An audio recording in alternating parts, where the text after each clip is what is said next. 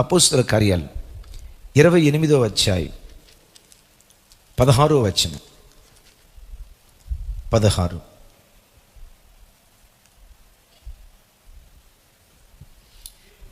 నాతో కలిసి. మేము రోమాకు వచ్చినప్పుడు పౌలు తనకు కావలి ఉన్న సైనికులతో కూడా ప్రత్యేకముగా ఉండుటకు సెలవు పొందెను. పౌలు ఎక్కడికి వచ్చాడు? చెప్పాలి. రోమాకు పంపిస్తానని ఏ అధ్యాయంలో చెప్పాడు? 23వ అధ్యాయంలో విన్నాం కదా. 24, 25, 26, 27 ఎన్నో మలుపులు తిరిగినాయి. అద్భుతం. దేవుడు ఏది సంకల్పించాడో అదే సంకల్పం పౌలు జీవితంలో దేవుడు నెరవేర్చాడు. ఈరోజు దేవుని వాక్యం వింటున్న దైవజనమా, ఏ దేశంలో ఉండి నువ్వు వాక్యం వింటున్నావో, ఏ పట్టణంలో ఉండి వాక్యం వింటున్నావో, పౌలు పట్ల దేవునికి ఒక ఉద్దేశం ఉన్నట్లుగా నీ పట్ల కూడా దేవునికి ఒక ఉద్దేశం ఉంది. నీ పట్ల కూడా దేవునికి ఒక సంకల్పం ఉంది. మీ ఎదుట నిలబడి వాక్యం బోధిస్తున్న నా పట్ల ఆ మహోన్నతుడైన దేవునికి కొన్ని ప్రణాళికలు, కొన్ని ఉద్దేశాలు ఉన్నాయి. మన పట్ల దేవుని ఉద్దేశాలు ఉన్నాయి అనేది ఎంత ఖచ్చితమో, ఆ ఉద్దేశాలు నెరవేర్చడానికి దేవుడు బలంగా పనిచేస్తాడు అనేది ఎంత ఖచ్చితమో, దానితో పాటు మరో ఖచ్చితమైనది ఏంటో తెలుసా? దేవుని ఉద్దేశం మన పట్ల నెరవేర్చబడకూడదు అని అంతే భీకరంగా పనిచేసే శత్రువైన సాతాను. ఇదిగో, ఈ వ్యక్తి పట్ల దేవుని సంకల్పం నెరవేర్చబడకూడదు, ఈ వ్యక్తి పట్ల దేవుని ఉద్దేశం నెరవేర్చబడకూడదని ఒకవైపు సైతాను, ఇంకొక వైపు సైతాను మనుషులు ఇద్దరూ కలిసి పనిచేస్తారు. ఎవరెవరు చెప్పండి? సైతాను గడి చుట్టాలు ఉంటారు కదా. ఎవరు వాళ్ళు? సైతాను గడి చుట్టాలు ఎవరు? అదే నిజదేవుడిని తెలియక దైవము కాని ఈ పరిస్థితిలో ఉంటారే, ఈ సైతానుగాడు చుట్టాలు. అలాగే సైతానుగాడు దేవుని చిత్తం వీళ్ళ పట్ల నెరవేర్చబడకూడదని అంతే బలంగా పనిచేస్తారు. ఒకవైపు సైతాను సైన్యం, మరొక వైపు దేవుడు, దేవుని సైన్యం. ఎన్ని పోరాటాలు జరిగినా అల్టిమేట్గా చిట్ట చివరికి దేవుడే గెలుస్తాడు. ఆయన పిల్లలైన మనలను దేవుడే గెలిపించడం ప్రారంభిస్తాడు. Praise the lord. 40 మంది అన్న ఏమని శపథం చేశారు? అసలు పొలిమేరలు దాటే లోపే నేను లేపేసేస్తాం, చంపేసేస్తాం అని అన్నారు. కానీ అనంత జ్ఞాని అయిన దేవుడు, అద్భుతకరుడైన దేవుడు ఎంత అద్భుతం చేశాడంటే, యెరూషలేము దాటి కైసరియాకి వెళ్ళాడు, మధ్యధరా సముద్రంలో అడుగుపెట్టాడు, గ్రీసు పొలిమేరలు దాటాడు, రోమా పట్టణంలో పౌలు అడుగుపెట్టి కొన్ని సంవత్సరాల పాటు అక్కడుండి సువార్త సేవ చేసి చివరికి రోమా పట్టణంలోని పౌలు తన ఆఖరి శ్వాస విడిచిపెట్టాడట.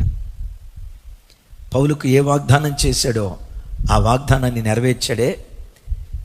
ఈ రాత్రి వేళ దేవుని వాక్యం వింటున్న చెల్లి, తమ్ముడు, నీ జీవితంలో నువ్వు రక్షించబడిన నాటి నుండి ఏ వాగ్దానాలు నీ బ్రతుకులో చేస్తూ వచ్చాడో, వాగ్దానం చేసిన వాడు నమ్మదగినవాడు, దాన్ని నెరవేర్చుటకు సమర్థుడైన దేవుడు నీకు ఇచ్చిన ప్రతి వాగ్దానాన్ని తగిన కాలమందు తప్పకుండా దేవుడు నెరవేరుస్తాడు.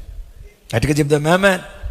పౌలు జీవితంలో దేవుడు నెరవేర్చాడు కదా, రోమాలో నిన్ను నిలవబెడతా. దావీదుకు దేవుడు వాగ్దానం చేశాడు కదా, సౌలు తర్వాత నీవే రాజు అని. యోసేపుకు దేవుడు వాగ్దానం చేశాడు కదా, 11 పనులు సాగిలపడేటట్లుగా నేను చేస్తానని వాగ్దానం ఇచ్చాడు. ఏ వాగ్దానం అయితే తన పితరులకు ఇచ్చాడో వారి జీవితాల్లో రూఢిగా దేవుడు నెరవేర్చాడు. దావీదు జీవితంలో దేవుడిచ్చిన వాగ్దానం దేవుడు నెరవేర్చాడా లేదా చెప్పండి? యోసేపు జీవితంలో దేవుడిచ్చిన వాగ్దానం దేవుడు నెరవేర్చాడా లేదా? విశ్వసించు. యోసేపు దేవుడే నీ దేవుడు, దావీదు దేవుడే నీ దేవుడు, పౌలు దేవుడే నీ దేవుడు. వారికి వాగ్దానాలు ఇచ్చి ఉద్దేశాలను రూఢిగా దేవుడు నెరవేర్చినట్లుగా నీ పట్ల దేవునికి ఉన్న నిత్య సంకల్పాన్ని తప్పకుండా దేవుడు నెరవేరుస్తాడు. కానీ ఒక అద్భుతం చెప్పంటారా? పౌలైని రోమాలో కైసరి ఎదుట నిలవబెట్టాలి, ఇది దేవుని వాగ్దానం. పౌలుకి ఇచ్చిన వాగ్దానం కంటే మనకు శ్రేష్టమైన వాగ్దానం. మనల్ని యేసయ్య ఎక్కడ నిలవబెట్టాలనుకున్నాడో తెలుసా? పరలోక పట్టణంలో తండ్రి అయిన దేవుని ఎదుట నిలవబెట్టాలి. వా అన్న, రోమాలో నిలవబట్టడం గొప్ప విషయమా? పరలోక పట్టణంలో నిలవబట్టడం గొప్ప విషయమా? కైసరు రాజు దగ్గర నిలవబట్టడం గొప్ప విషయమా? రాజుల రాజు, ప్రభువుల ప్రభు, భూపతులందరికీ అధిపతి అని పిలువబడుతున్న మహోన్నతుడైన దేవుని ఎదుట నిలవబట్టడం గొప్ప విషయమా? పౌలును కైసరి ఎదుట నిలవబెట్టాడేమో. నీవు నమ్మిన నీ యేసు క్రీస్తు నీ కొరకు ప్రాణం ధారపోసిన యేసుక్రీస్తు, నీ కొరకు ఆఖరి రక్తపు బొట్టు వరకు సిలువ మ్రాను మీద చిందించిన యేసుక్రీస్తు, తన ప్రాణం కంటే నిన్నెక్కువగా ప్రేమించిన యేసుక్రీస్తు ఏ విధము చేతనైనా పరలోక పట్టణంలో తండ్రి అయిన దేవుని ఎదుట ఖచ్చితంగా నేను నిలవబెడతాడు. ఆమేన్. అయితే పౌలును నిలవబెట్టే పరంపరలో కొంతమంది అడ్డమయ్యారు, కొంతమంది ఆటంకం అయ్యారు. అద్భుతం ఏంటంటే ఈ దేవుడు అడ్డంకులనే అవకాశాలుగా మార్చే దేవుడు. ఒకసారి అనండి ఈ మాట, కొంచెం గట్టిగా చెప్పాలి, కొంచెం పెద్దగా చెప్పండి. అడ్డంకులనే అవకాశాలుగా మార్చే దేవుడు. ఎంత బాగుందో చూడండి. అసలు నేనంట పౌలు వారు ఇప్పుడు యెరూషలేము నుండి రోమాకు 470 మంది సైనికులతో 470 మంది సైనికులతో కైసరియా పట్టణానికి తీసుకెళ్లారు. మధ్యరాత్రి పూట 200 మంది సైనికులు, 200 మంది ఈటిసిరేవాళ్ళు. చూడండి ఒకసారి 23వ అధ్యాయం. లాస్ట్ సెషన్లో చెప్పాను, అందుకని దాని గురించి ఎక్కువ వివరం చెప్పాలనుకోవట్లేదు, జస్ట్ ఇన్ఫర్మేషన్ కోసం. 23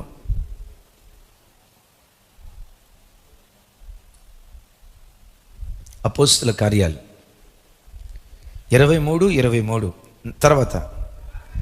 తర్వాత అతడు శతాధిపతులతో ఇద్దరిని తన యొద్దకు పిలిచి కైసరియా వరకు వెళ్ళుటకు 200 మంది సైనికులను, 200 అంటే 200, 70 మంది గుర్రపు రౌతులను, 200 ఈటిగల వారిని రాత్రి 9 గంటలకు సిద్ధపరిచి పౌలును ఎక్కించి మొత్తానికి కైసరియాకు పంపించారు. హల్లెలూయా, గట్టిగా చెప్దాం హల్లెలూయా.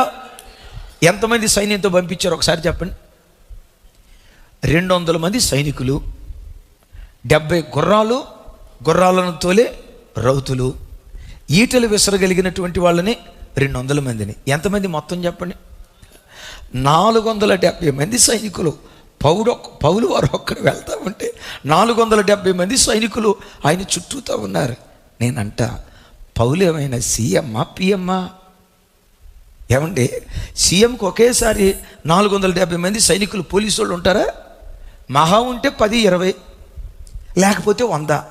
ఎక్కడైనా సీఎం వెళ్తూ ఉంటే ఒకేసారి 470 మంది పోలీసు వాళ్ళు కాపలా కాస్తున్నట్లు ఎక్కడైనా చూస్తావా?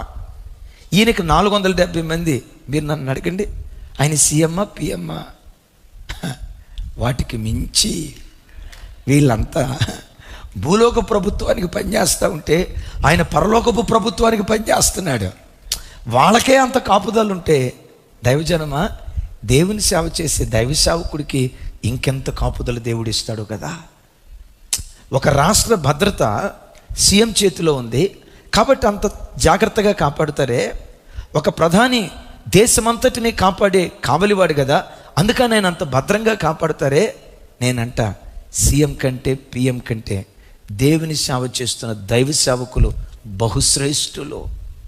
మరో రకంగా చెప్పాలంటే యేసుక్రీస్తు రక్తముతో కడగబడిన ప్రతి క్రైస్తవుడు దేవుని దృష్టి ఎదుట బహుశ్రేష్ఠుడు. లోకం వాళ్ళనే అంత జాగ్రత్తగా కాపాడుకుంటే పరలోకమందున్న దేవుడు నిన్ను నన్ను ఇంకెంత జాగ్రత్తగా కాపాడుకుంటాడు కదా. ఆమేన్. సరే, 470 మంది సైనికుల నుంచి రాత్రికి రాత్రి పంపించడానికి కారణం ఏంటి? టకమని చెప్పండి ఏదో ఒకటి. రాత్రికి రాత్రి పంపించడానికి కారణం ఏంటి? 40 మంది చంపుతామన్నారుగా. ఇప్పుడు పౌలు కైసరియాకి వెళ్ళాడు 470 మంది సైన్యంతో. ఆ తర్వాత రోమాకి వెళ్ళాడు. కైసరియాకి వెళ్ళటానికి కారణం ఏంటి? ఈ 40 మంది చంపుతాను అనటాన్ని బట్టే కదా. వాళ్ళు చంపుతాను అని అనకపోతే పౌలు యెరూషలేములోనే ఉండేవాడా లేదా అన్న చెప్పండి? యెరూషలేములోనే ఉండేవాడు. యెరూషలేము దాటి కైసరియాకి ఎందుకు వెళ్ళేవాడు? అవసరం ఉండేది కాదు. విచిత్రం చూడండి, పౌలును రోమాకు తీసుకొని వెళ్ళటానికి ఈ 40 మందిని దేవుడే రేపాడు. వినారీ మాట? అందుకని ఇంతకు ఒక మాట అన్నా కదా, అడ్డంకులనే అవకాశాలుగా దేవుడు మారుస్తాడు. ఎవరు నీ బ్రతుకులో నీకు అవరోధం అయ్యారో నీ పట్ల దేవుని సంకల్పం నెరవేర్చబట్టడానికి ఆ అవరోధాలనే నీ దేవుడు రహదారులుగా మారుస్తాడు. వినారీ మాట? ఎవరు నీ బ్రతుకులో నీకు అవరోధం అనుకుంటున్నావో వాడు కూడా అనుకుంటున్నాడు, వీడికి నేను అవరోధం అయిపోయా, వీడిని నేను ఆటంకపరుస్తున్నా, వీడు ఎదగకుండా, వీడు వర్తిల్లకుండా, వీడి సేవ పైకి రాకుండా, వీళ్ళ పిల్లల పైకి రాకుండా, వీళ్ళు ప్రయోజకులు కాకుండా నేను ఆటంకపరుస్తున్నా, అవరోధపరుస్తున్నా అని వాడు అనుకుంటాడు. మనం కూడా అనుకుంటాం, ప్రభువా నేనేమో నీ కొరకు బతకాలని నేను ఆశపడితే వాడు అవరోధం అయ్యాడయ్యా, ఈడు అవరోధం అయ్యాడయ్యా, నీ సంకల్పం నెరవేర్చబడకుండా వాళ్ళు ఆటంకంగా ఉన్నారయ్యా నువ్వు అనుకుంటావు. కానీ అనంత జ్ఞాని అయిన దేవుడు ఏం చేస్తాడో తెలుసా? ఆ అవరోధాలే నీకు రహదారులు అన్న సంగతి ఇప్పుడు నీకు అర్థం కాదు, ఆ తర్వాత అర్థమైంది. ఇప్పుడు చూడండి, యోసేపును దేవుడు ఐగుప్తు దేశానికి పంపించాలనుకున్నాడు. యోసేపు వాళ్ళ నాన్న దగ్గరికి వచ్చి, యాకోబు దగ్గరికి వచ్చి, నాన్న నేను ఐగుప్తు దేశానికి వెళ్తానన్నా, పంపు నాన్న అని అంటే యాకోబు ఏమనేవాడు చెప్పండి అన్న? పంపించేవాడా? టికెట్ తీసుకుని వచ్చేవాడా? విమానం టికెట్ తీసుకుని సరే నాయన నువ్వు పోయిరాలా నాయన, అక్కడే ఉండు నాయన అనేవాడా?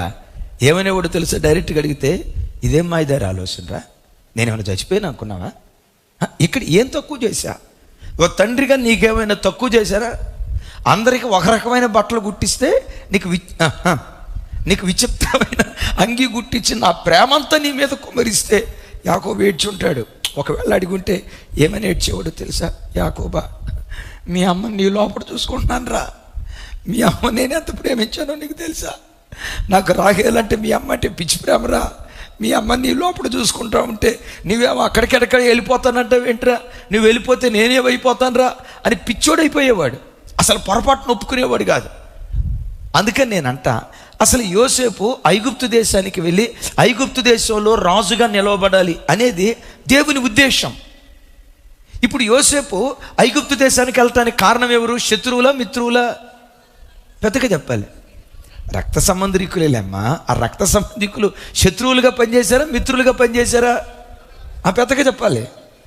యోసేపు అనుకొని ఉంటాడు, దేవా మా అన్నలకు మనసులో కూడా నేను ఇంత కీడు చేయలేదు కదయ్యా, నా మనసులో కూడా ఇంత నష్టం కలుగు చేయలేదు కదయ్యా, వీళ్ళేంటయ్యా నాకెంత గోతులు తవ్వుతున్నారు? యాకోబు అనుకొని ఉంటాడు, యోసేపు అనుకొని ఉంటాడు, బాధపడి ఉంటాడు, నాకెందుకయ్యా వీళ్ళు గోతులు తవ్వుతున్నారు, నా మీద ఎందుకయ్యా ఈ కక్ష కట్టారు, నాకెందుకయ్యా ఈ కష్టాలు, ఎందుకయ్యా నా అన్నలు నన్ను ఇట్లా ద్వేషిస్తున్నారని యోసేపు మనసులో బాధపడ్డాడు. దేవా నన్ను రాజు చేస్తానన్నావు, నీ ఉద్దేశం ఇలా ఉంటే ఈ ఉద్దేశం నెరవేర్చబడకుండా నా అన్నలే కుట్ర చేస్తున్నారే అడ్డంకి అనుకున్నాడు. ఆ అన్నలు ఏం చేశారంటే యోసేపును ఐగుప్తు దేశానికి అమ్మారు. అమ్మినప్పుడు యోసేపు డెఫినెట్గా ఏమనుకుని ఉంటాడు, నా పట్ల దేవుని ప్రణాళిక నెరవేర్చబడకుండా వీళ్ళే నాకు ఒక అడ్డంకి అయిపోయారు, వీళ్ళు ఒక ఆటంకం అయిపోయారని యోసేపు మనసులో చాలా వేదన పడి ఉంటాడు. కానీ అద్భుతం తెలుసా, యోసేపు ఐగుప్తు దేశానికి వెళ్ళకపోతే, చెరసాలలో పడకపోతే సింహాసనం మీదకి ఎట్లా ఎక్కగలిగేవాడు? 7 సంవత్సరాలు సమృద్ధి అయిన పంట పండేటట్లుగా చక్కటి ఆలోచనలు ఎలా ఇవ్వగలిగేవాడు? ఐగుప్తు దేశాన్ని శిఖరం మీద ఎలా కూర్చోబెట్టగలిగేవాడు? ఇప్పుడు చెప్పండి, అసలు యోసేపు ఐగుప్తు దేశానికి రావటానికి కారణం ఎవరు? అన్నలే. చూసారా, ఆ అవరోధాలే దేవుని ఉద్దేశం నెరవేర్చబడటానికి రహదారులుగా దేవుడు మార్చాడు. నమ్ము, నీ మీద దేవునికి గొప్ప సంకల్పాలు ఉన్నాయి కదా, ఆ సంకల్పం నెరవేర్చబడకుండా ఈ 40 మంది మేమేదో చేస్తున్నాం అనుకున్నారు. కానీ అద్భుతం ఏంటంటే వారి అడ్డంకే దేవుడు మార్గాలు సరళం చేయటానికి, ఆ అడ్డంకే 470 మంది సైనికులు పౌలుకు తోడుగా ఉండటానికి, ఆ అడ్డంకే పౌలుకు అవకాశాలుగా మార్చి రోమాలో కైసరి ఎదుట నిలవబెట్టాడు. నమ్ము, ఈరోజు నీ బ్రతుకులో ఎవరు నీకు అడ్డంకయ్యారు? నీ బ్రతుకులో ఎవరు ఆటంకమయ్యారు?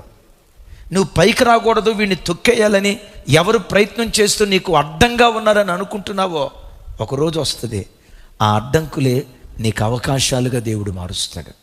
ఆ అవరోధాలే నీకు రహదారులుగా దేవుడు మారుస్తాడు.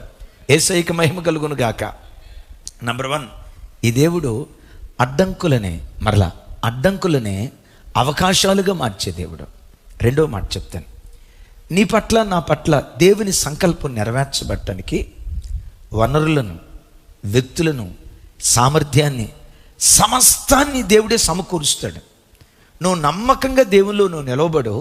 మరలా ఈ మాట చెప్తున్నాను, నమ్మకంగా దేవునిలో బ్రతుకు. ఏ దేశంలో ఉండి నువ్వు వాక్యం వింటున్నావో నాకు తెలియదు, కానీ నీ మీద దేవునికి ఒక గొప్ప ప్రణాళిక ఉంది, ఒక గొప్ప సంకల్పం ఉంది. నీ మీద దేవునికి ఉన్న సంకల్పం నెరవేర్చబడటానికి వనరులను, వ్యక్తులను, సామర్థ్యాన్ని, సమస్తాన్ని దేవుడే సమకూర్చటం ప్రారంభిస్తాడు. యేసయ్యకి మహిమ కలుగును గాక. యేసుక్రీస్తు ప్రభువారు అప్పుడే పుట్టారు. అఫ్కోర్స్ కొంతమంది 2 సంవత్సరాల పసిబిడ్డ అని అంటారు. యేసు ప్రభువుని ఆరాధించడానికి జ్ఞానులు వచ్చారు. ఎక్కడి నుంచి వచ్చారు? తూర్పు దేశం నుండి వచ్చారు. వస్తా ఏం తీసుకొని వచ్చారు? సాంబ్రాణి, బోళము. అంతేనమ్మా. దానికి ముందు ఇంకో మాట ఉంది కదా, సాంబ్రాణి, బోళము, ఇంకా అది మర్చిపోతే ఎట్టమ్మా. బంగారము, సాంబ్రాణి, బోళము, ఈ మూడింటిని కానుకగా తీసుకొచ్చారు. నేను అడుగుతా, యేసయ్యకు బంగారం ఎందుకు కానుకగా తీసుకొచ్చారు? అది ఎవరు అంటున్నారు లైవ్లో, అదే మెడలో బంగారు గొలిసేద్దామని, నడుంక బంగారం మొలతాడు చేపిద్దామని. యేసుక్రీస్తు ప్రభు వారికి, అమ్మా రాజమండ్రి తల్లి, అమ్మా చైనా తల్లి, రైట్ నా వైపు చూడండి. యేసు ప్రభు వారికి బంగారం ఎందుకు కానుకగా ఇచ్చారు? అమ్మ ఏదో ఒకటి చెప్పండి. అమ్మ రింగు చేయించుకోవటానికి. రమేష్ ఏం చెప్పట్లా? ఏమండి నాకు వినపడలా. ఏంటి చుట్టూతో దారమా? అరే ఈ చెప్పేది ఏదో గట్టిగా చెప్పు నాయన. ముద్దుగా ఉంటానిక, గుర్తుగా. ఆహా రైట్, ఇది కూడా కరెక్టే. అదే తప్పో ఒప్పో ఏదో ఒకటి చెప్పాలా? అది చెప్పండి. లైవ్లో ఉన్న వాళ్ళని ఒకసారి చూపించండి. అమ్మ తూర్పు దేశపు జ్ఞానులు యేసుక్రీస్తు ప్రభు వారికి బంగారాన్ని ఎందుకు కానుకగా ఇచ్చారు?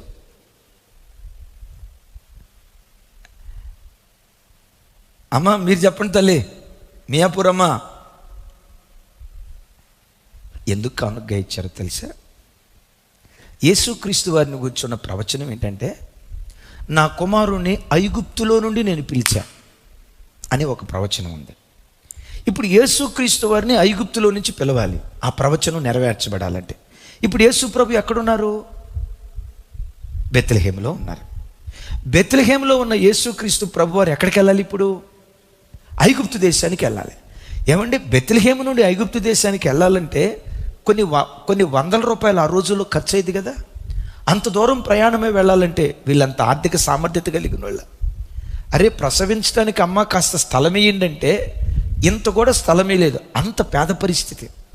ఈ పేద కుటుంబం ఇక్కడి నుంచి యెరూషలేము నుంచి, అదే బెత్లెహేము నుంచి ఐగుప్తు దేశానికి వెళ్ళాలంటే డబ్బు కావాలి కదా. మరి ఎవరిస్తారు? ఇప్పుడు రాబోతున్న అవసరత అనంత జ్ఞాని అయిన దేవుడు గుర్తిరిగి 2 సంవత్సరాలకు ముందే తూర్పు దేశపు జ్ఞానులను దేవుడు ప్రేరేపించి అక్కడి నుంచి నడుచుకుంటా ఏసై దగ్గరికి వచ్చి వాళ్ళు బంగారాన్ని కానుకగా ఇచ్చేసి వెళ్ళిపోయారు. వెళ్ళిపోయే ముందు ఏమన్నారు? మీరు మరి ఒక మార్గాన మీ దేశానికి వెళ్ళండి అని వాళ్ళకి చెప్పారో లేదో, వాళ్ళు వెళ్ళిపోయిన వెంటనే దూత ఏమని చెప్పాడో తెలుసా? త్వరపడి ఈ కుమారుణ్ణి ఐగుప్తు దేశానికి తీసుకెళ్ళాం. విన్నారా? ఐగుప్తు దేశానికి తీసుకెళ్ళాం. ఆ ఐగుప్తు దేశంలో నుండి నా కుమారుణ్ణి పిలిచి తిని అనే ప్రవచనం నెరవేర్చబడాలంటే ఈ బిడ్డ ఐగుప్తు దేశానికి వెళ్ళాలి. చూడండి ఆ మాట, మత్తయి సువార్త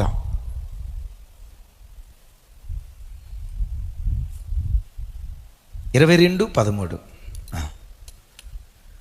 ఐగుప్తునకు వెళ్ళి, నాతో కలిసి చెప్పండి, ఐగుప్తునకు వెళ్ళి ఐగుప్తులో నుండి నా కుమారుణ్ణి పిలిచి తిని అని ప్రవక్తల ద్వారా ప్రభు సెలవిచ్చిన మాట నెరవేర్చబడినట్లు హేరోదు మరణము వరకు అక్కడ ఉండెను.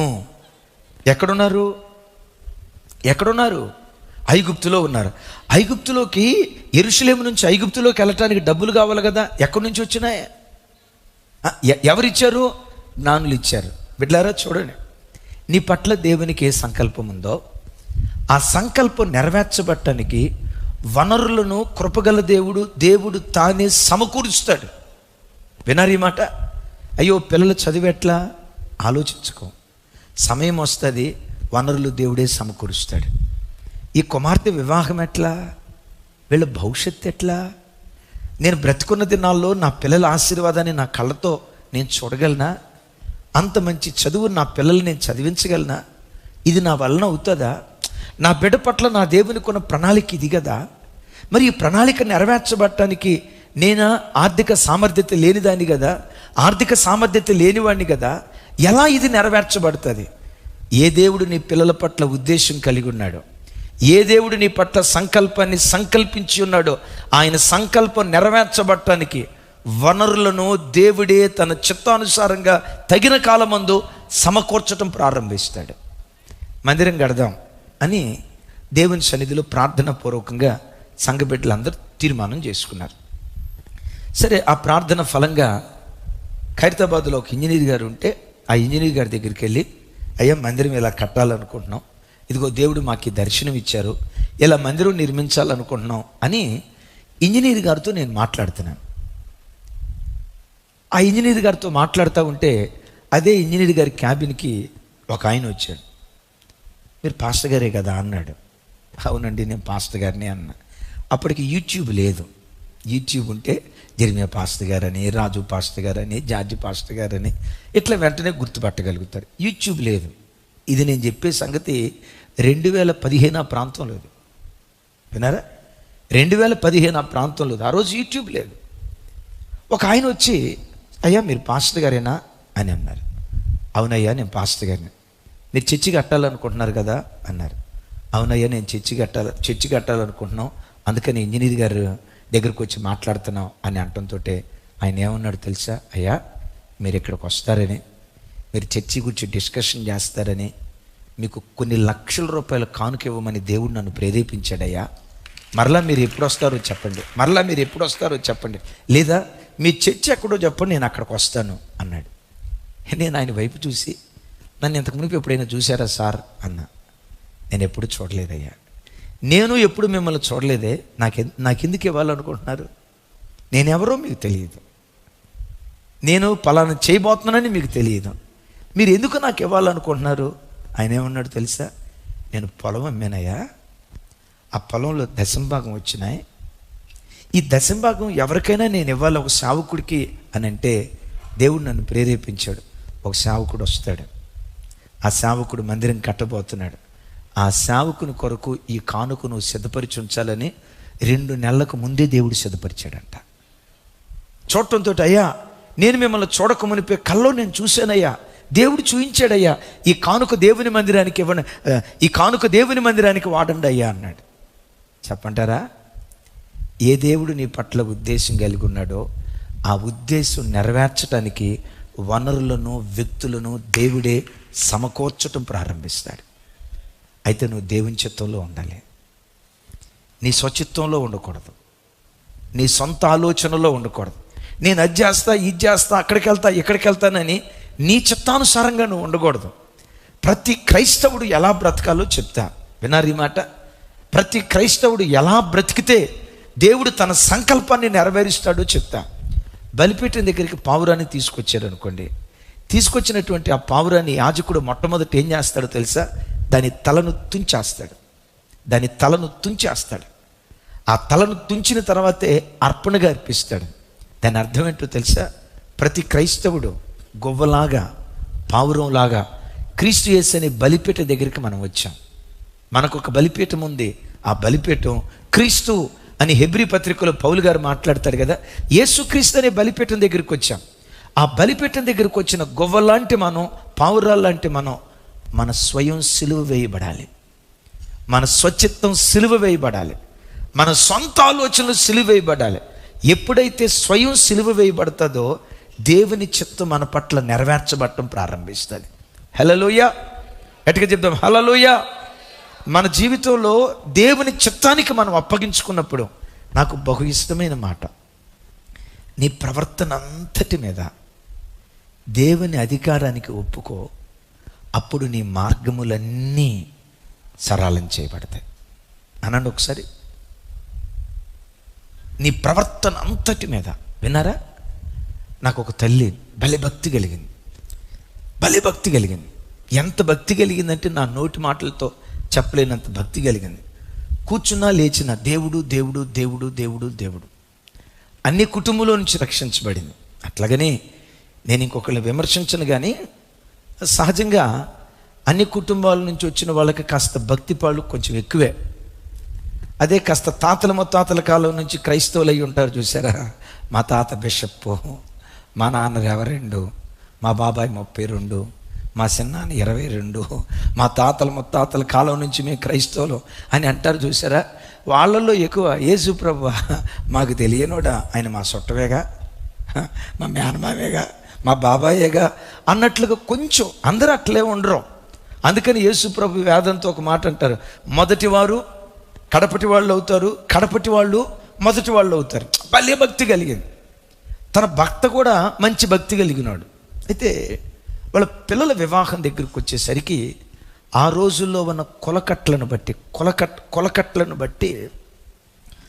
వాళ్ళ కులపు అమ్మాయికి ఇచ్చి పెళ్లి చేశారు. దేవుడు పదే పదే చెప్పాడట, నీ మార్గం సరళం చేయబడాలంటే నీ స్వయం సిలువ వేయబడాలి. క్రీస్తు యేసు బలిపీఠం దగ్గరకు వచ్చిన తర్వాత తల తొంచబడాలి. క్రీస్తులో కులం లేదు అన్న సంగతి నీకు తెలీదా? క్రీస్తు యేసునందున్నవాడు యూదుడని గ్రీసు దేశస్థుడని భేదము లేదు, వీరిద్దరూ యేసు క్రీస్తునందు ఒక్కటై ఉన్నారు అని లేఖనాల్లో రాయబడింది కదా. వివాహానికి వెళ్ళేటప్పుడు పదే పదే దేవుడు గద్దిస్తా ఉన్నాడట. అంతా బాగుంది కానీ నువ్వు కులం చూస్తున్నావు తప్పు, అంతా బాగుంది కానీ కులం చూస్తున్నావు తప్పు, పదే పదే దేవుడు గద్దిస్తూ ఉన్నాడట. ఈ తల్లి చాలా భక్తి కలిగింది, భర్త మంచి భక్తి కలిగినవాడు, పిల్లలు మంచి భక్తి కలిగిన వాళ్ళు. ఈ సమాజానికి భయపడి మొత్తానికి వాళ్ళ కులపమ్మాయికి పెళ్లి చేశారు. ఈ చిత్రం తెలుసా? పెళ్ళై ఒక నెల రోజులు కాపురం చేసిందో లేదో, నెల రోజుల్లో 15 సార్లు పోలీస్ స్టేషన్కి తీసుకెళ్ళిందంట. నెలలో 15 సార్లు, దరిదాపుగా 5 సంవత్సరాలు పోలీస్ స్టేషన్ చుట్టూతా తిప్పి చివరికి నా నోటి మాటతో చెప్పలేను, అంత ఘోరం జరిగిపోయింది. ఒకరోజు ఆ తల్లి వచ్చి ఏం చెప్పిందో తెలుసా? క్రీస్తు బలిపీఠం దగ్గరికి వచ్చేగానయ్యా నా తల తుంచబడలా, నా స్వయం తుంచబడలా. అదేదో అంటారు కదా, సగం ఆ నేత సగం ఈ నేత అంటారు. సామెత నేను చెప్పలేను కానీ సగం ఆ నేత సగం ఈ నేత అంటారు చూసారా. ఇట్లా కొంత దేవుని చిత్తం కొంత స్వచిత్తం నేను పాటించానయ్యా, నా బ్రతికిట్లా కలిగిందయ్యా. దేవుడు నా జీవితంలో ఆ తల్లి ఏడుస్తా, ఈ నష్టం నాకు తగిందే, ఈ ఓటమి నాకు తగిందే, ఈ అవమానం నాకు తగిందే, వాక్యం ఎరిగి నేను తప్పు చేశానయ్యా. క్రీస్తు దగ్గర నా స్వయానికి అప్పగించుకున్నా కానీ దేవుని చిత్తానికి అప్పగించుకోలేదయ్యా. ఈ మాట వింటున్న దేవుని బిడ్డలారా, దేవుని సంకల్పం నీ పట్ల ఏమైతే ఉందో ఆ సంకల్పం నెరవేర్చబడటానికి వనరులను, వ్యక్తులను, సామర్థ్యాన్ని, సమస్తాన్ని దేవుడే సమకూరుస్తాడు. కానీ నీవు నేను ఆయన చిత్తంలో నిలవబడాలి. ఏంటి ఆయన చిత్తం? దేవుని వాక్యమే ఆయన చిత్తం. ఆయన వాక్యం ఏం చెప్పిందో ఆయన చిత్తంలో మనం నిలవబడితే, బైబిల్లో ఒక మాట రాస్తుంది కదా, లోకము దాని ఆశలు గతించిపోతాయి కానీ దేవుని చిత్తమును జరిగించేవాడు నిరంతరము నిలుస్తాడు. యేసయ్యకు మహిమ కలుగును గాక.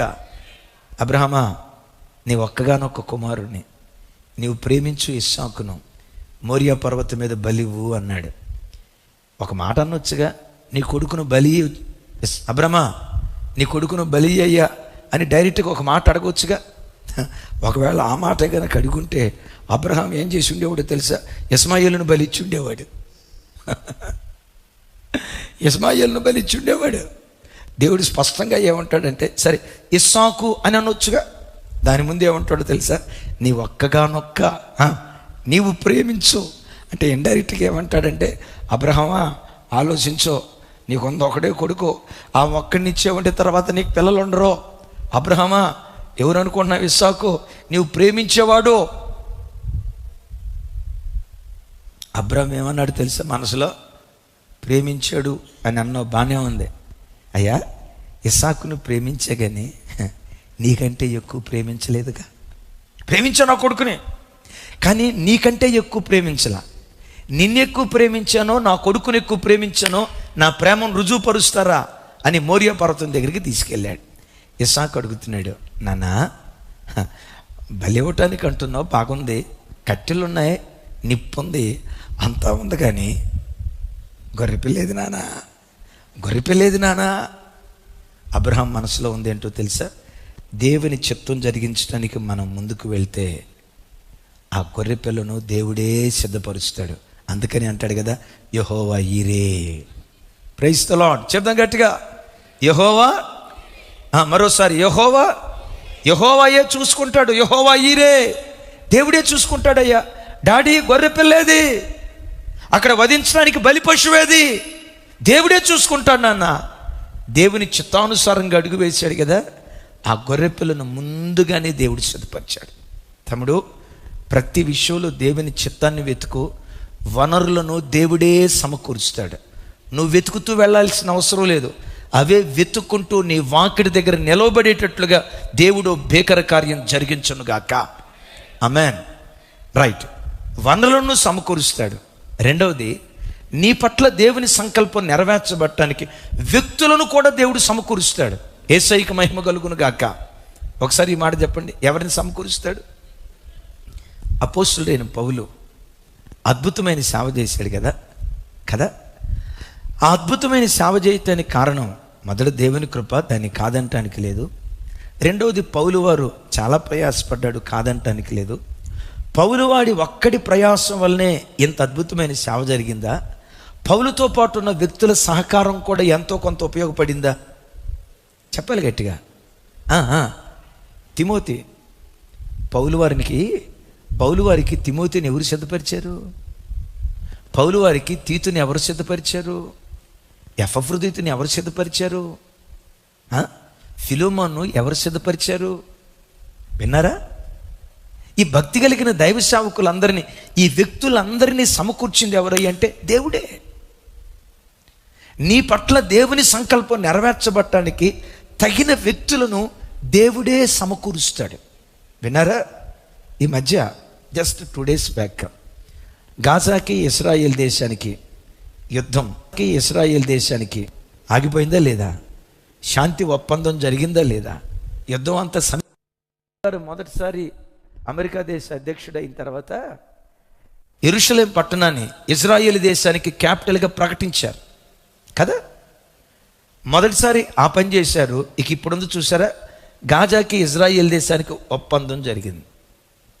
2 రోజుల క్రితం ట్రంప్ గారు స్పీచ్ ఇస్తూ, నా ద్వారా దేవుడి కార్యం జరిగించడానికి బెంజమిన్ నెతన్యాహు నన్ను పట్టుకుని అభినవ కోరేష్ అని నన్ను పిలుస్తున్నాడు. ఏమని? పెద్దగా చెప్పాలి. అభినవ కోరేష్. కోరేష్ అంటే అదే పడిపోయిన యెరూషలేములో ఉన్న దేవాలయాన్ని తిరిగి కట్టించాడే మాదీయ పారసీక రాజు. ఆ రోజుల్లో మాదీయ పారసీక రాజు పడిపోయిన దేవాలయాన్ని ఎలా కట్టించాడో, ఈ దినాల్లో ట్రంప్ కూడా అభినవ కోరేష్ లాంటాడు. యెరూషలేం పట్టణం తిరిగి కట్టబట్టడానికి ట్రంప్ అభినవ కోరేష్గా ఉన్నాడని గత పర్యాయం కితాబు ఇచ్చాడు.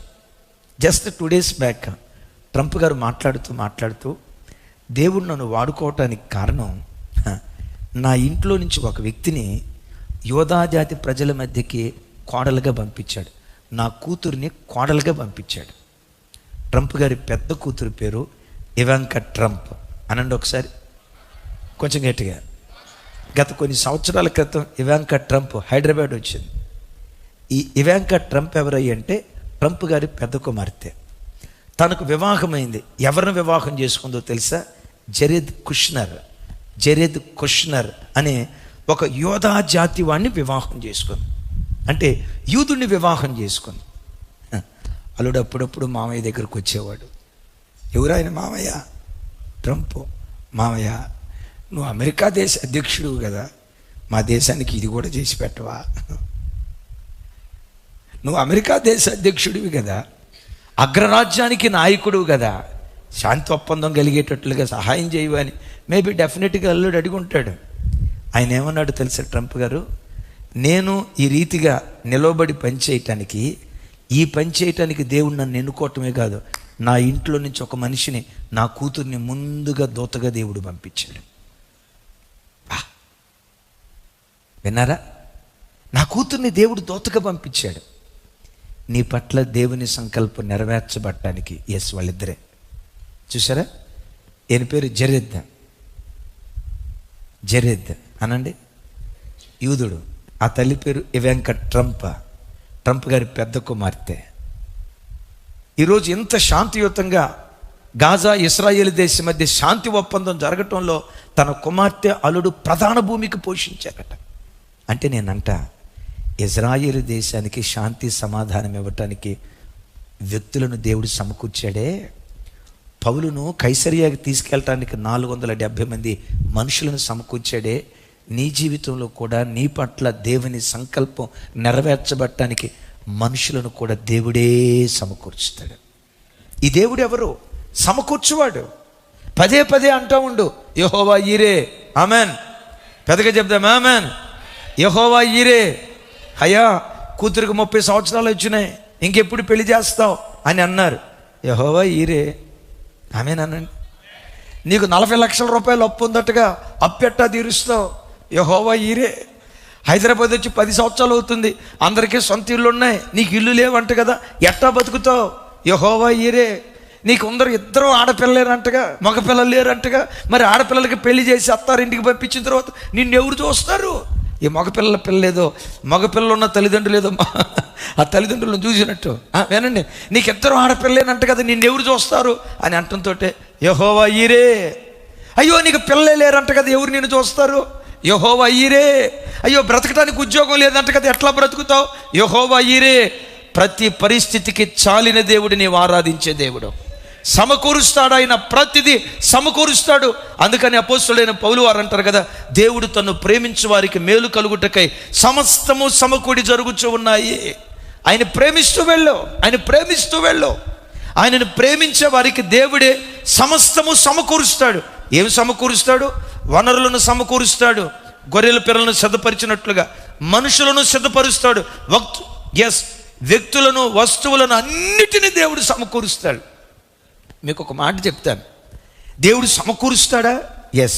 ఇప్పుడు మన చర్చ ఉంది కదా, ఇప్పుడు నేను నిలవబడి వాక్యం చెప్తున్నానే, మీలో చాలామందికి తెలుసు, చుట్టూత ఇళ్ళు దాదాపుగా అన్నీ 60 గజాలు, 100 గజాలు, 100 గజాలు, 120 గజాలు, 100, 120, 60.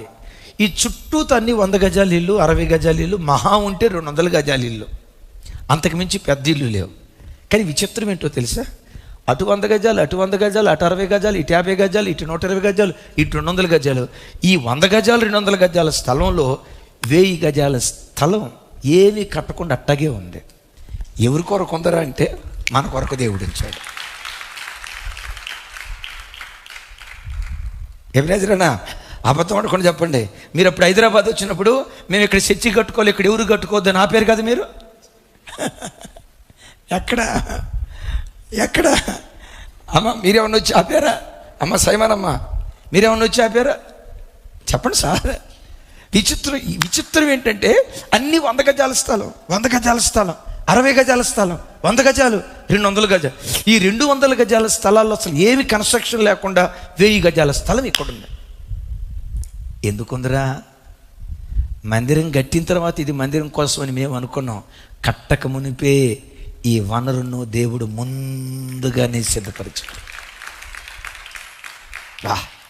ఎంత అనంత జ్ఞానం ఆయన. వనరులను దేవుడు సిద్ధపరుస్తాడు, అట్ దట్ సేమ్ టైం వ్యక్తులను కూడా దేవుడు సిద్ధపరుస్తాడు. ఇప్పుడు యోసేపు ఐగుప్తు దేశానికి వెళ్ళాలి. ఆమెన్. ఐగుప్తు దేశానికి వెళ్ళటానికి అన్నలు అడ్డంకి అయ్యారు. ఐగుప్తు దేశానికి వెళ్ళటానికి దేవుని సంకల్పం నెరవేర్చబడటానికి అన్నలు అడ్డంకి అయ్యారు. ఆ అడ్డంకుల్ని దేవుడు ఏం చేశాడు? అవకాశాలుగా మార్చాడు. సరే, అవకాశాలుగా మార్చాడు, బాగానే ఉంది. అన్నలు ఏం చేశారు? యోసేపుని ఐగుప్తు దేశానికి పంపించారా, గోతులు వేసారా ముందు? ఇప్పుడు గోతులు వేసేటప్పుడు సరిగ్గా అప్పుడే అదిగదిగో అంత దూరం నుంచి మిద్యానీయులు వస్తున్నారు. ఎక్కడికి వెళ్దామని? ఐగుప్తుకి వెళ్దాం. నేనంట యోసేపుని గోతులో వేసినప్పుడే వాళ్ళు రావటం ఏంటి? ఏమండి, వాళ్ళు ఎవరో తెలుసా? దేవుని సంకల్పం నెరవేర్చబడటానికి దేవుడు సిద్ధపరిచిన మనుషులు వాళ్ళు. యోసేపు ఏమైనా అన్న బస్ టికెట్ తీసుకొని ఐగుప్తు దేశానికి వెళ్ళాడా? అన్న మీరేమన్నా బస్సు ఎక్కి వెళ్ళిపోయారేంటి? తమ్ముడు రమేష్, నువ్వేమైనా ఎక్కావా బస్సు? అబ్రాహం నువ్వేమైనా ఎక్కావా? నువ్వు మహా ఎక్కితే మీ గన్నవరం బస్సు ఎక్కుంటావు, అంతేగా. ఐగుప్తు దేశానికి ఆ రోజుల్లో బస్సులు ఎక్కడున్నాయి? నేనంతా ఎట్లా వెళ్ళాడు ఐగుప్తు దేశానికి? విచిత్రం తెలుసా, దేవుని సంకల్పం నెరవేర్చబడటానికి ఒక అపరిచితులను కూడా దేవుడు వాడుకుంటాడు. అందుకని బిడ్డలారా చూడండి, జీవితంలో ఎప్పుడు ఒకటి నేర్చుకోండి. నీ జీవితంలో నీకు ఎదురైన ఏ వ్యక్తిని కోల్పోవటానికి, దూరం చేసుకోవటానికి, పోగొట్టుకోవటానికి తొందరపడకు, తొందరపడి ప్రవర్తించుకో. ఇప్పుడు మీరు చూడండి, మన చర్చి స్టార్టింగ్లో ఈ పిల్ల బ్యాచ్ ఉంది కదా, ఏది 2002, 2003 ఆ ప్రాంతం, 2004 ఆ ప్రాంతం ఉంది. ఆ పిల్ల బ్యాచ్ చిన్న పిల్లలు ఉన్నారే, వాళ్ళలో కొంతమందికి నేను అక్షరాభ్యాసం చేయించాను. కొంతమందికి ఏది 2002, 2003 ఆ ప్రాంతం. ఇప్పుడు 23 సంవత్సరాలు అయింది. ఆ బిడ్డలు పెరిగారు. ఎవరి చేత నేను అక్షరాభ్యాసం చేయించానో అదే పిల్లలు ఉద్యోగాల్లో స్థిరపడి, అన్నయ్య దేవుడు ఉద్యోగం ఇచ్చాడు, మొదటి జీతం దేవునికి ఇస్తున్నాను అన్నయ్య అని 1,00,000, 2 లక్షల రూపాయలు కానుకిచ్చిన బిడ్డలు ఎంతోమంది ఉన్నారు. నెల 20,000, 30,000 దశంభాగం ఇచ్చే బిడ్డలు ఉన్నారు. నెల 5,000, 10,000 దశంభాగం. సరే, అది ఇవ్వటం దేవుడు ఎరుగు. మనోడు కెమెరామ్యాన్ ఉన్నాడు కదా, అది కదుగో మనోడిని చిన్నప్పుడు నేను ఎత్తుకున్నా, అడిగి పేరు పెట్టింది నేనే. అడిగి పేరు పెట్టింది నేనే. చిన్నప్పుడు నేనంటే వాడికి నెక్కర దడిచిపోయేది. ఎప్పుడు జీవితంలో ఒకటి నేర్చుకోండి, ఒక అపరిచితుల ద్వారా కూడా ఆశ్చర్యకరమైన సహాయాన్ని పంపిస్తాడు. ఎప్పుడూ మనుషులను దూరం చేసుకోకు. ఒకరి నీ జీవితంలో కలిస్తే, రమేష్ ఈ తమ్ముడు తాను, తన పిల్లలు, తన పిల్లలు మందిరంలో అట్లా నాటబడాలా, అది నాకు ఉండాల్సింది. అబ్రాహం, నీవు నీ పిల్లలు మందిరంలో నాటబడాలా. ఒక వ్యక్తి పరిచయం అయితే ఎట్లా ఉండాలో తెలుసా? మరణము తప్ప మరొకటేది మనల్ని ఎడబాపకూడదు.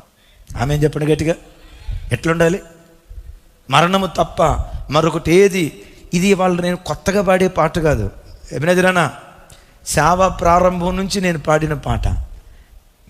దేవుడు నాకు అప్పగించిన ఆత్మలో ఒక్కళ్ళను కూడా నేను పోగొట్టుకోకూడదు, ఒక్క బిడ్డను కూడా పోగొట్టుకోకూడదు.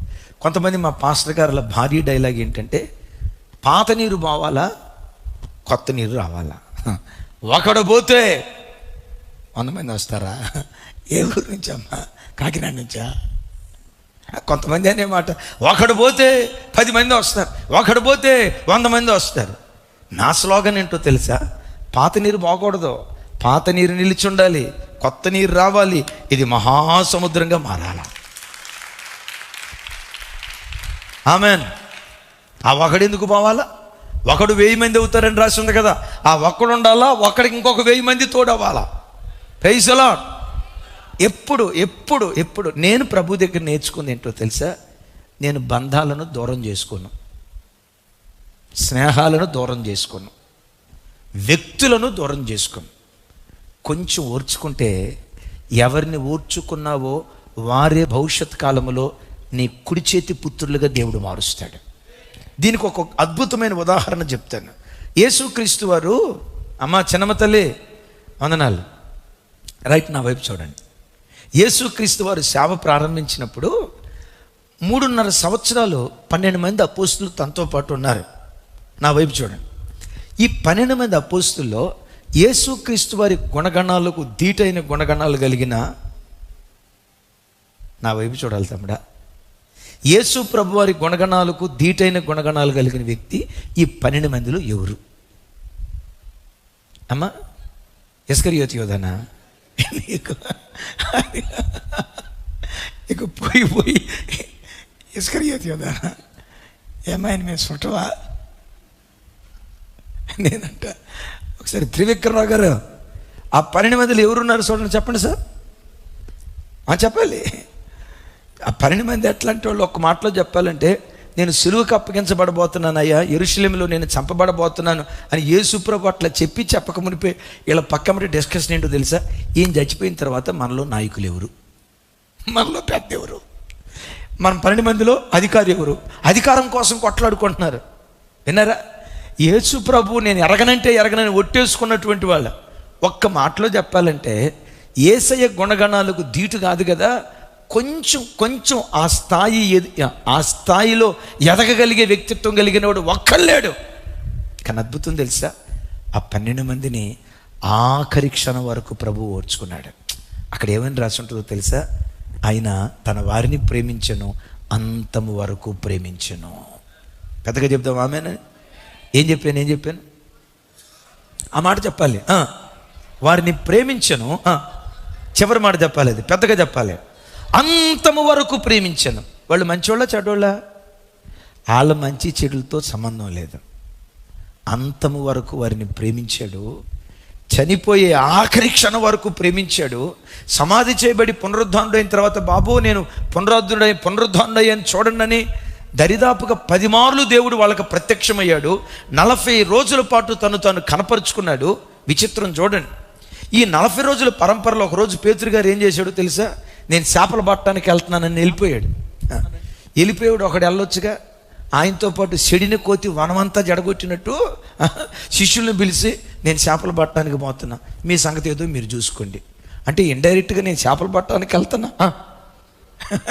మీరు కూడా రండి అనే కదా ఇండైరెక్ట్గా హింట్ ఇచ్చి వెళ్ళిపోయాడు. ఆయనతో పాటు ఇంకొక 6 చేపలు పట్టడానికి వెళ్ళారు.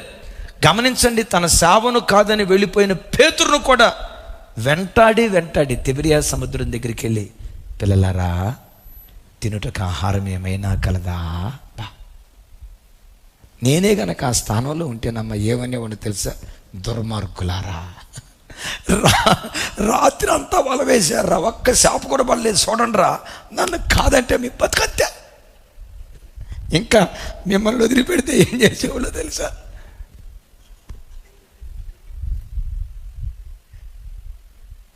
అబ్బా అసలు ఆయన గొప్ప గుణం చూడండి. నేనంట ఈ రోజు వరకు మనల్ని ఈ కృపలో నిలిపింది ఆయన మంచితనం, ఆయన ఓర్పు తప్ప ఇంకొకటి ఏది కాదు. Praise the lord. వారిని ప్రేమించాడు. ఎంతవరకు ప్రేమించాడు? అంతము వరకు ప్రేమించాడు. ఆ తర్వాత ప్రభు వారు పరలోకానికి ఆరోహణమై వెళ్ళిపోయారు. విచిత్రం, యేసు ప్రభు ఆరోహణమై వెళ్ళిపోయిన తర్వాత ఏ అపోస్తులను ఓర్చుకున్నారో ఆ అపోస్తులే తర్వాత కాలంలో భూలోకాన్ని తల్లకిందులు చేసి అపోస్తులుగా మార్చబడ్డారు. పేతురు వారు ప్రధాన అపోస్తులుగా నిలవబడి సేవ కొరకలా ఖచ్చితంగా దేవుని కొరకు నిలవబడ్డాడు. యేసయ్య ఓర్పు వ్యర్థం కాల. ఎవరిని ఓర్చుకున్నారో వారే ఆ ఆఖరి క్షణాల తర్వాత దేవుని చేతిలో ఆయుధాలుగా మారిపోయారు. నీతో నేను చెప్పే మాట, నీకు ఎవరినైనా ఇస్తే భర్త దూరం చేసుకోకు, భార్య దూరం చేసుకోకు, అత్తమామల దూరం చేసుకోకు, మరుదుల దూరం చేసుకోకు. నేనంట ఏ క్షణాన ఎప్పుడు ఎవరు ఏ రీతిగా దేవుని సంకల్పం నెరవేర్చబట్టడానికి ఉపయోగపడతారు. నీ దుడుకుతనాన్ని బట్టి పావయ్యా నువ్వెంత, నీ బతుకంతనా, ఈ మాటలే. ఆడు నా కాలుగోటికి కూడా సరిపోడు, అక్క కాలుగోరు బంగారం అయినట్టు. అది చూడండి, ఈ దరిద్ర మాటలు ఉంటాయి చూసారా, ఆడు బతికెంత, ఎట్లాంటి మాట్లాడు. ఆఖరి క్షణం వరకు ఓర్చుకో. ఎంత ప్రేమను పంచగలవో ప్రేమను పంచు. అద్భుతం తెలుసా, ఎవరిని ఓర్చుకున్నావో వారే రేపు కుడి చేతి పుత్రులుగా మారిపోతారు. అఫ్కోర్స్ దిద్దుబాటు చేసేటప్పుడు దిద్దుబాటు చేయి, ఓర్చుకో, అంతము వరకు ప్రేమించు. వారే దేవుని చేతిలో పాత్రలుగా వాడబడటానికి దేవుడు కృప చూపిస్తాడు. హల్లెలూయా. సరే, 3 మాటలు చెప్పాను. అడ్డంకులనే అవసరాలుగా దేవుడు మారుస్తాడు, అవరోధాలనే రహదారులుగా మారుస్తాడు. ఆయన సంకల్పం నెరవేర్చబడటానికి వనరులను దేవుడే సమకూరుస్తాడు. పౌలు వారికి 470 మంది సైనికులను సమకూర్చింది ఎవరు? పెద్దగా చెప్పాలి. మనుషులను సమకూర్చింది ఎవరు? దేవుడే సమకూరుస్తాడు. 4వ మాట చెప్పమంటారా? నీ పట్ల దేవుని సంకల్పం ఏదైతే ఉందో ఆ సంకల్పం నెరవేర్చబడటానికి సామర్థ్యాన్ని కూడా దేవుడే ఇస్తాడు. సామర్థ్యం ఏమండి, నేను ఒక మాట అంట, పౌలయ్య 2 ఖండాలు కదిలించాడే, 2 ఖండాలు కదిలించి సామాన్యులు మొదలుకొని సామంతుల వరకు హృదయాలు బ్రద్దలు చేసే దివ్యమైన వర్తమానాలు అందించాడే.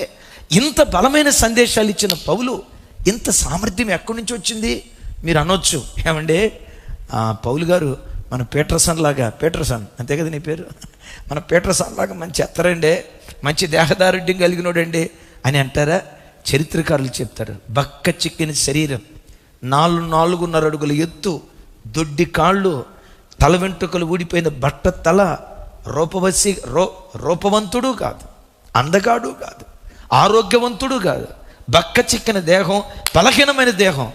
ఈ బలహీనుడు 2 ఖండాలు కదిలించాడా? ఎట్లా కదిలించావయ్యా? ఈ సామర్థ్యం ఎక్కడి నుంచి వచ్చింది? ఏమంటాడు తెలుసా? అయినను ఈ సామర్థ్యం మా వలన కలిగినది కాదు, ఈ మట్టి ఘటాలలో మహిమైశ్వర్యాన్ని కుమ్మరించాడే, నన్ను బలపరచు క్రీస్తు ద్వారా నేను సమస్తము చేయగలను. చెల్లి, నా మాట విను. ఈ పిల్లల్ని పెంచలేకపోతున్నాను అని అనుకుంటున్నావా?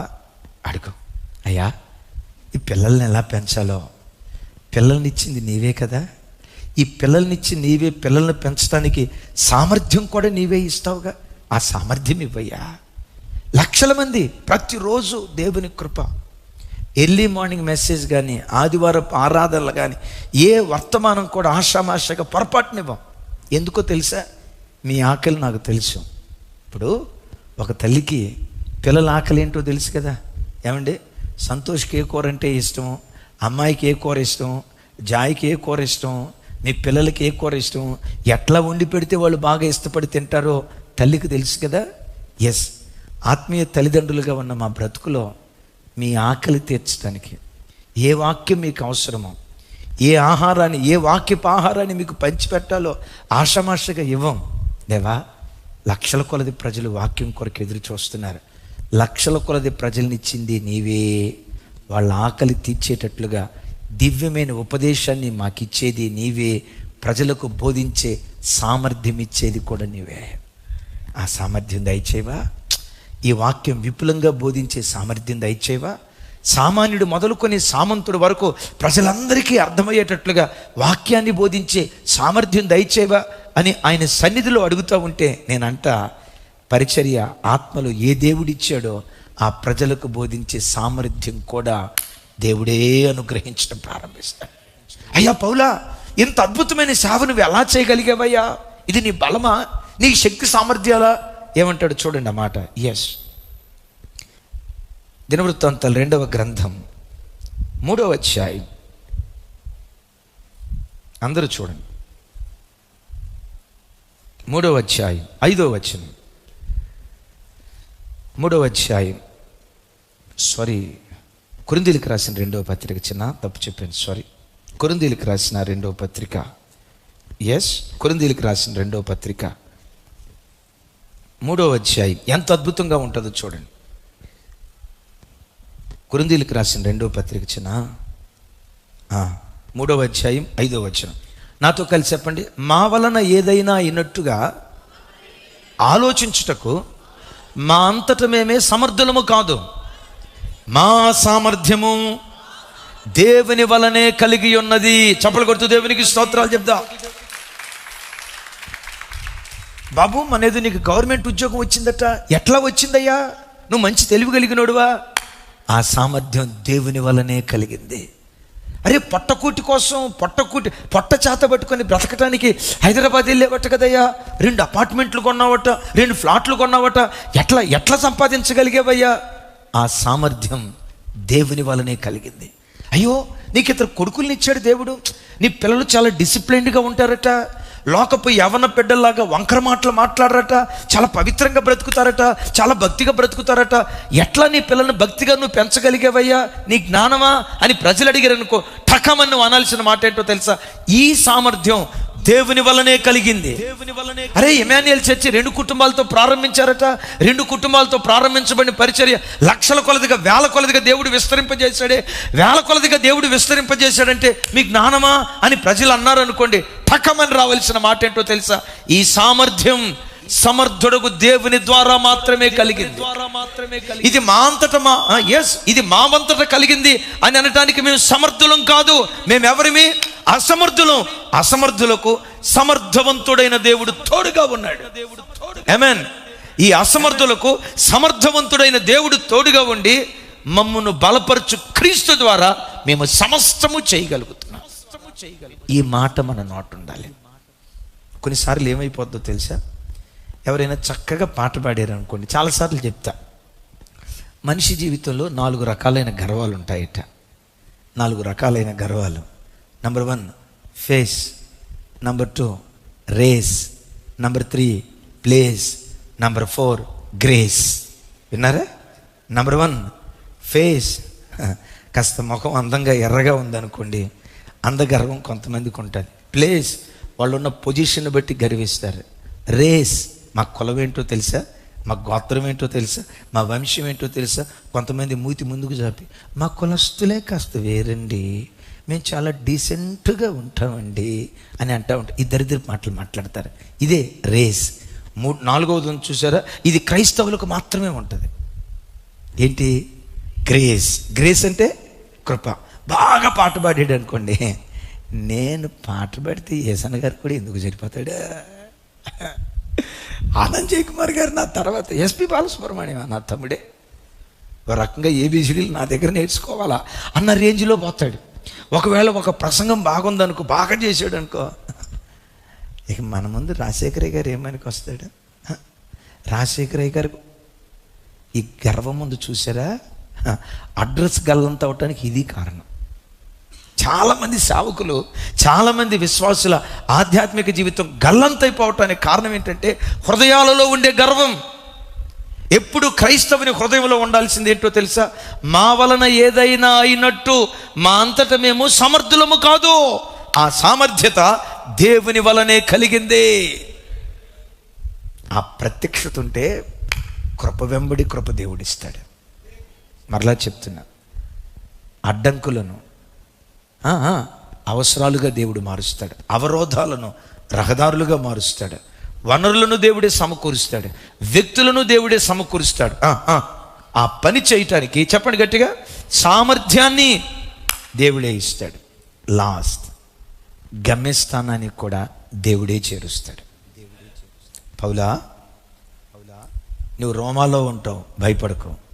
కైసరి ఎదుట నువ్వు వాక్యం చెప్తావు, భయపడకు. యెరూషలేములో నన్ను గురించి నువ్వు సాక్ష్యం ఇచ్చినట్లుగానే, చూడండి, యెరూషలేములో నువ్వు సాక్ష్యం ఇచ్చినట్లుగానే రోమాలో కూడా నన్ను గురించి నువ్వు సాక్ష్యం ఇస్తావు, రోమాలో నిన్ను నిలవబెడతా అని అన్నాడు కదా. నేనంట, వాగ్దానం ఉంది, పనిచేసే దేవుడు ఉన్నాడు. వాగ్దానం ఉన్నా, పనిచేసే దేవుడున్నా, దేవుని చిత్తం ఎప్పుడు సులభంగా తేలిగ్గా జరగదు. రాబోయే దినాల్లో చెప్తా, రాబోయే దినాల్లో. సరే, పౌలు వారు కైసరియాలో ఓడెక్కాడు, మధ్యధరా సముద్రం. మధ్యధరా సముద్రంలో ఓడెక్కినప్పుడు ఆ ఓడ సాఫీగా ఎట్లే దేశానికి వెళ్ళిందా, మధ్యలో బ్రదలైపోయిందా? రాబోయే నెలలో వింటాం. 14 రోజుల పాటు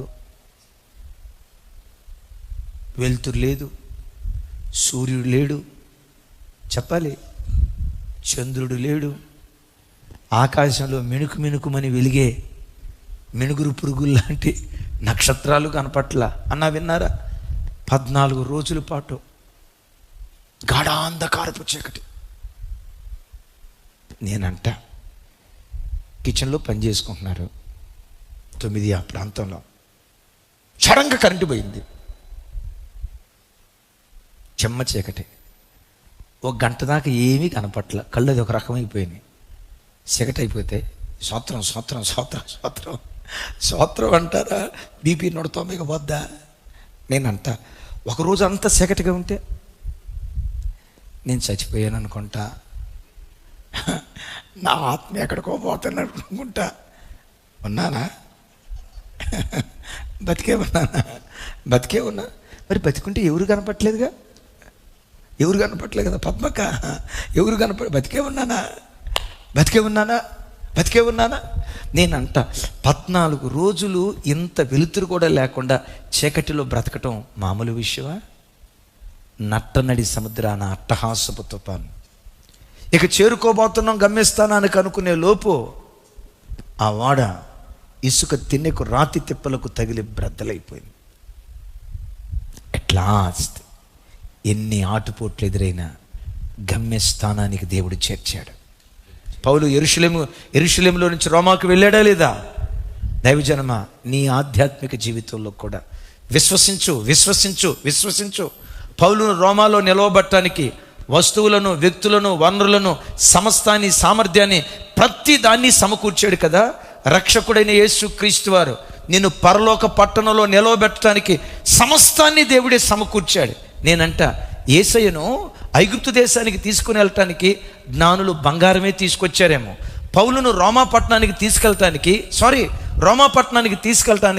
470 మంది సైనికులే పనిచేశారేమో. నీకు తెలుసా, నిన్ను నన్ను పరలోకం చేర్చడానికి పరలోకం నుండి యేసుక్రీస్తు వారు భూలోకానికి దిగొచ్చి బంగారాన్ని కాదు, బంగారం కంటే శ్రేష్టమైన, వెండి కంటే శ్రేష్టమైన తన అమూల్యమైన రక్తాన్ని చిందించాడు.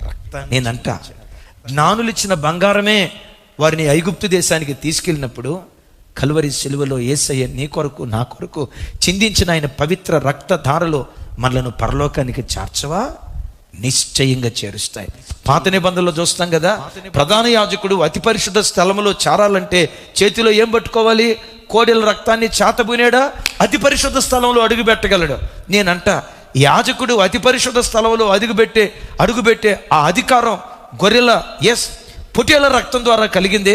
పొట్టేల రక్తం ద్వారా అతి పరిశుద్ధ స్థలంలో అడుగుపెట్టే అధికారం కలిగినప్పుడు యేసుక్రీస్తు రక్తం అతి పరిశుద్ధ స్థలంగా, క్రీస్తు రక్తం అలవబడుతున్న పరలోకంలో నీవు నేను అలుగు పెట్టడానికి ఆ రక్తం నిశ్చయంగా క్రయధనముగా మారిపోవునుగాక, పరలోక పట్టణానికి ఉపయోగపడునుగాక, యేసయ్యకి మహిమ కలుగునుగాక. గట్టిగా చెప్దాం హల్లెలూయా. ఇప్పుడు పరలోక పట్టణానికి వెళ్ళాలంటే మన దగ్గర ఏ రక్తం ఉంది? ఆ రక్తమే మనలను పరలోక పట్టణానికి చేరుస్తుంది. ఆయన పంపించిన ఆత్మ, ఆయన ఇచ్చిన వాక్యం, ఆయన ఇచ్చిన సంఘం, ఆయన మనకిచ్చిన అపోస్తలుల బోధ, ఇవన్నీ దేవుడే సమకూర్చాడు. అయ్యా నాకు సంఘం కావాలి అని మీరు ప్రార్థన చేయలా. సంఘాన్ని దేవుడే ఏర్పరిచాడు. Praise the lord. మీకు ఆత్మీయ వాక్యాన్ని బోధించే దైవ సేవకులను దేవుడే ఏర్పరిచాడు. పరిశుద్ధాత్మను వాడక మునిపే దేవుడే పంపించాడు. అయ్యా నా కొరకు రక్షకుడు కావాలి, నా కొరకు రక్తం చిందించిన దేవుడు కావాలి అని నువ్వు అడగక మునిపే, నువ్వు పుట్టక మునిపే 2000 సంవత్సరాల క్రితం కపాలమని అర్థమిచ్చే గొల్గొతా పర్వతం మీద తన ప్రశస్తమైన రక్తాన్ని చిందించాడు. ఈ చిత్రం చెప్పమంటారా? పౌలును కాపాడటానికి లోకపరమైన సైన్యం ఉంది, నిన్ను నన్ను కాపాడటానికి పరలోకపు దేవదూతలు మన మధ్యలో ఉన్నారు అంటాడు కదా పౌలు గారే.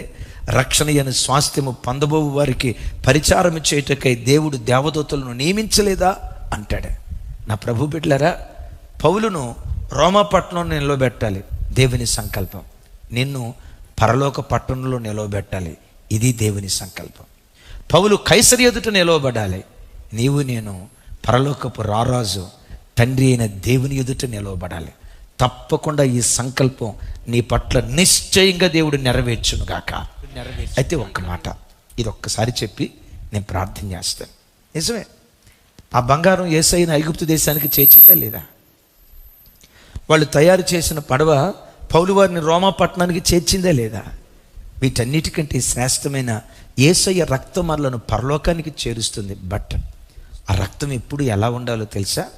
పాత నిబంధనలో ఐగుప్తు దేశంలో గోషేన్లో ఇశ్రాయేలీలు ఉన్నప్పుడు పస్కా గొర్రెపిల్ల రక్తాన్ని 2 నిలువు కమ్మీలకు పై అడ్డు కమ్మీకి పస్కా గొర్రెపిల్ల రక్తాన్ని రాశారట. ఈ మాట ఒకసారి వినండి. ఎక్కడ రాశారు? 2 నిలువు కమ్మీలకు ఒక పై అడ్డు కమ్మీకి. వాస్తవంగా ముఖద్వారానికి 4 కమ్మీలు ఉంటాయి. ఏంటి? 2 నిలువు కమ్మీలు, 2 అడ్డ కమ్మీ, పై కమ్మీ ఒకటి, క్రింద కమ్మీ ఒకటి కదా, 4 కమ్మీలు ఉంటాయి. కానీ దేవుడు అక్కడ ఏమంటాడో తెలుసా? 3 కమ్మీలకి రాయండి. 3 అంటే 2 నిలువు, ఒకటి కింద ఉన్న అడ్డమా? లేదు, కింద ఉన్న అడ్డం కాదు, పైన ఉన్న అడ్డం. నేనంట 4 కమ్మీలు ఉంటే 3టికి రాయమన్నాడు, కింద దానికి ఎందుకు రాయొద్దు అన్నాడు తెలుసా? ఇంటి వాళ్ళు లోపలికి వెళ్ళేటప్పుడు ఆ కింద గడప కాలు తగిలిద్ది కదా, రక్తాన్ని కాళ్ళతో తొక్కకూడదు. రక్త ప్రోక్షణ కింద మీరు బ్రతకండి, రక్త ప్రోక్షణ కింద మీరు బ్రతకండి. విన్నారా? రక్త ప్రోక్షణ కింద మీరు బ్రతకండి. ఆ రక్తాన్ని స్మరిస్తూ, ఆ రక్తాన్ని ధ్యానిస్తూ రక్త ప్రోక్షణ కింద బ్రతకండి, కానీ రక్తాన్ని ఎప్పుడు కాళ్ళతో త్రొక్కొద్దు. అలా బ్రతకండి, పరలోక పట్టణం చేరే కృప దేవుడు అనుగ్రహిస్తాడు. ఆమేన్.